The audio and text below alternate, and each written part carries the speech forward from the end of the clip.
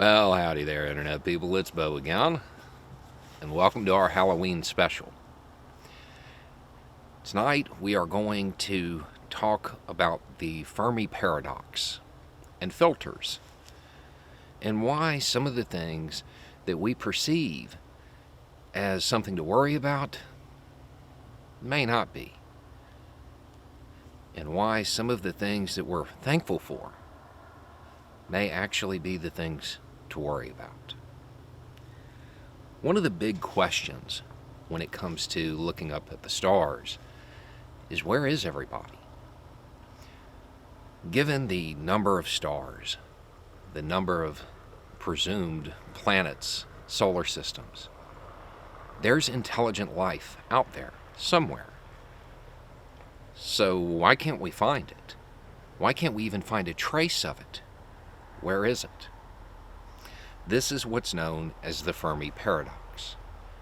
The almost certainty that intelligence of life exists somewhere else in the universe, and the total lack of evidence that it does. Statistically, there should be thousands upon thousands of intelligent civilizations out there, but we can't find them. Radio signals, nothing. Why? One of the possible solutions to this is a principle called the Great Filter Theory.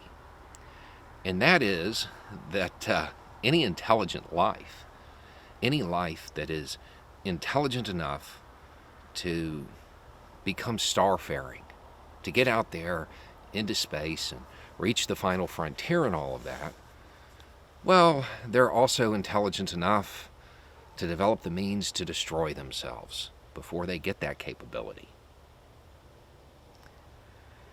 Some of it is just normal evolutionary process. Some intelligent life could have been wiped out by disease, and therefore, well, it never makes it to the stars. But along the way to getting to the stars, there are other things that get discovered. Not just disease, but the weaponization of disease, biological warfare. Not just understanding nuclear power, which probably is going to play a part in traveling to distant planets, but nuclear war.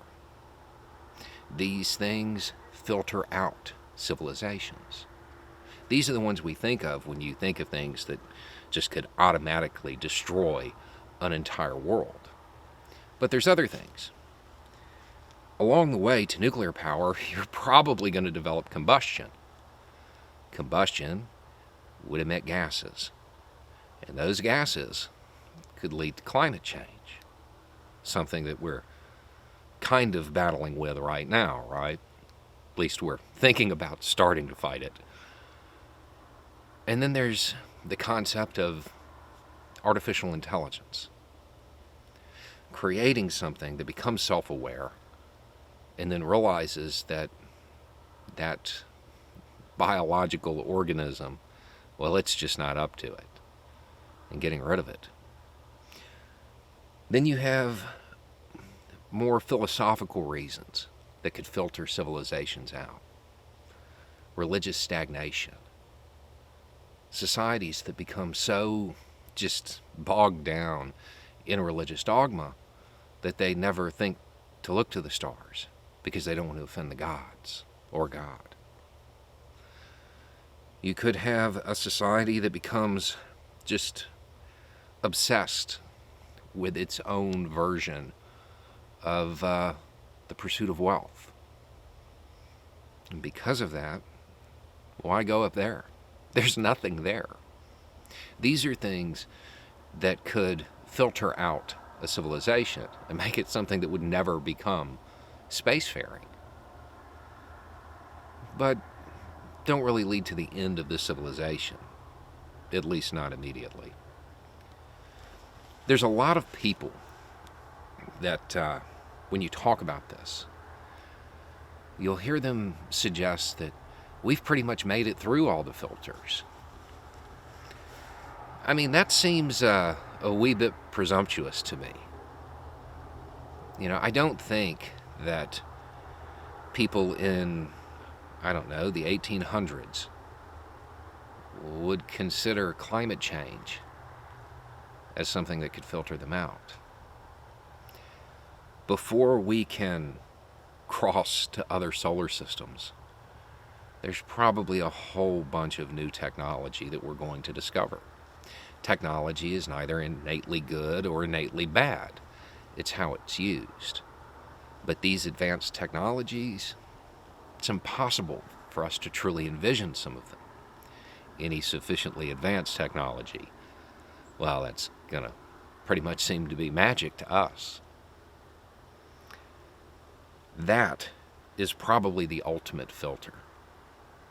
The belief that we've got it, that we've got it all figured out, that we'll be able to surmount any obstacle that comes our way, any filter, well, we're going to make it through.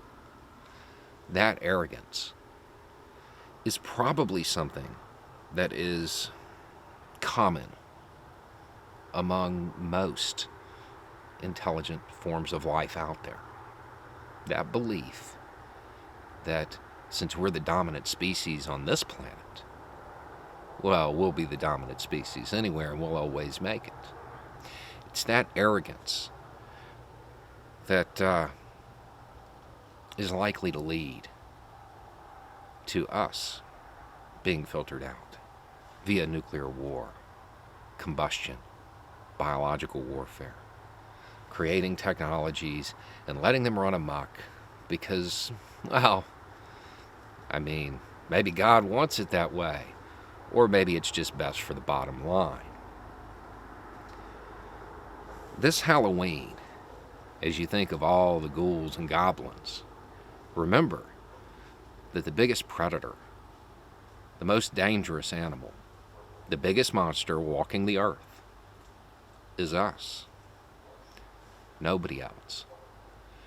And throughout the rest of our time on this planet, we will decide whether or not we ever make it to another one. Anyway, it's just a thought. Y'all have a good night.